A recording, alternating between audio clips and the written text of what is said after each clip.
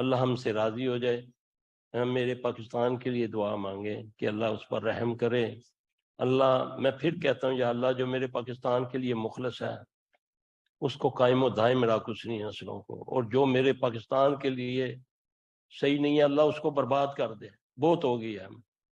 اللہ تعالی ہم سے راضی ہو جائے. اور جب بھی آپ قرضے کی دعا پڑھا کریں نا, اللہم اکفنا بحلالک عن حرامک واغننا بفضلک من سواک, میرے ملک کا بھی ذہن میں رکھ لیا کر.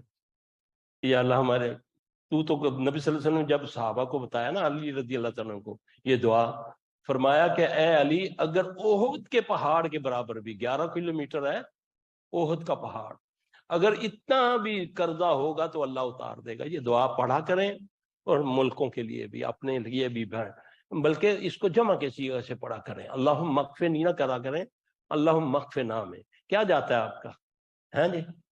تو وسعت